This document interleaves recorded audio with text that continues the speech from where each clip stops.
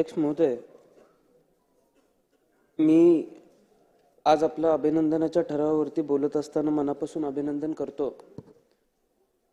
आज या देशाचं वेगळेपण टिकून आहे त्याचं कारण असं आहे की अनेक शाया या देशाने बघितल्या, पण लोकशाही अत्यंत महत्त्वाची शाही या देशाच्या वाट्याला आली आणि संबंध जगामध्ये आपलं देश स्वतःचं वेगळेपण टिकवू शकला, वेगळेपण निर्माण करू शकला। त्याचं दुसरंही कारण असं आहे की संसदीय पद्धत जी आपण कमावली त्या संसदीय पद्धतीमुळे आपल्या लोकशाहीला एक वेगळं महत्त्व निर्माण झालं। डॉक्टर बाबासाहेब आंबेडकरांनी जो एकमताचा अधिकार आपल्याला सर्वांना दिला, त्या एकमताच्या माध्यमातून आपण जो अधिकार आपल्याला मिळाला त्याच्या माध्यमातून इथं सर्व सन्माननीय सदस्य बसलेले आहेत।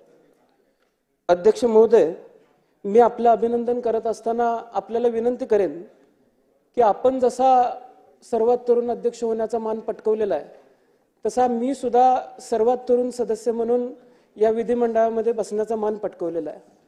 त्यामुळे तरुण अध्यक्ष म्हणून तुमचं सर्वात तरुण विधिमंडळाच्या सदस्याकडे बारीकपणाने लक्ष असेल अशी विनंती सुद्धा मी आज या ठिकाणी करतो। त्याचबरोबर अध्यक्ष महोदय, तुमचं लक्ष माझ्याकडे असावं याचं दुसरं कारण असं आहे की आपण सुद्धा एक निष्णात वकील आहात, आम्ही सुद्धा वकिली पूर्ण करतोय। एक नंबर बाकावरती बसलेल्या वकिलांकडे जसं तुमचं लक्ष असतं तसं याही वकिलाकडे लक्ष असू दे अशी सुद्धा विनंती अध्यक्ष महोदय मी आपल्याला करतो। अगदी या सदनाची आपण इतिहास बघितला तर डॉक्टर स्वर्गीय मावळकर साहेब असतील यांनी 1937 साली पहिल्यांदा अध्यक्षपद भूषवलं आणि त्याच्यानंतर त्यांनी चांगलं काम केलं म्हणून लोकसभेचं अध्यक्षपद भूषवण्याची संधी सुद्धा त्यांना मिळाली। पण आपण सर्वात चांगलं काम गेल्या 5 वर्षामध्ये, गेल्या 2.5 वर्षामध्ये केलेलं आम्ही सर्वांनी बघितलं। त्यामुळं परंपरेप्रमाणे फडणवीस साहेब, आपण सुद्धा अध्यक्ष महोदयांना दिल्लीला पाठवायला काही हरकत नव्हती अशी सुद्धा विनंती मी आज या ठिकाणी करतो।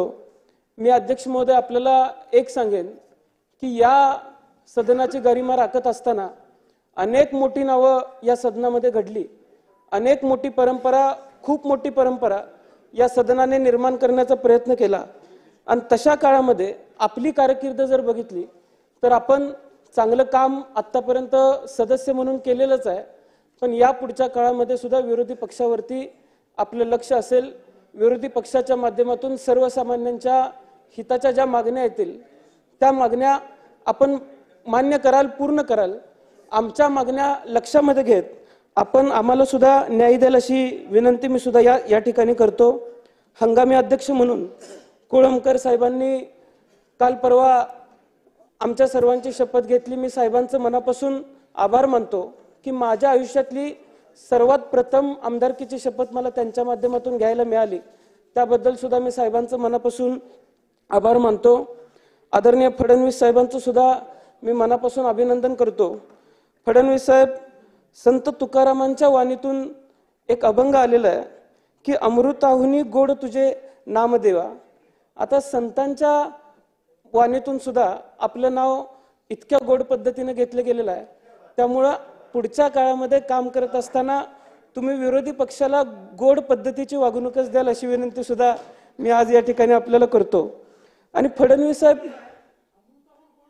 अमृताहुनी गोड मी मुद्दामच म्हणलं कारण पुराणामध्ये सुद्धा अमृताला एक वेगळं महत्त्व होतं आणि आजही अगदी मी आपल्याला फडणवीस साहेब विनंती करेन की विरोधी पक्षाला सुद्धा आपण सहकार्य कराल। आदरणीय शिंदे साहेब असतील, आदरणीय अजितदादा असतील, सन्माननीय सदस्य असतील, यांचं सुद्धा मी मनापासून अभिनंदन करतो। आणि येत्या काळामध्ये अध्यक्ष महाराज माझी आपल्याला विनंती असणार आहे की अनेक लोकांशी चर्चा केल्यानंतर वेगवेगळ्या ज्या समित्या गठीत होतात त्या समित्यांच्या माध्यमातून चांगलं कामकाज या सदनामध्ये व्हावं अशी सुद्धा विनंती मी आपल्याला करतो। कारण अनेक आमदारांकडून, अनेक सदस्यांकडून असं आम्हाला ऐकायला मिळालं की जी आश्वासनं अधिवेशनाच्या दरम्यान दिली गेली त्या आश्वासनांची पूर्तता होत नाही। त्यामुळे आश्वासन समिती असेल किंवा इतर समित्या असतील याचं सुद्धा आपण चांगल्या पद्धतीने वचक त्यावरती ठेवावा आणि त्या माध्यमातून सन्मान्य सदस्यांना न्याय देण्याची भूमिका आपण सर्वांनी घ्यावी। चांगले कायदे या सदनामध्ये तयार व्हावेत।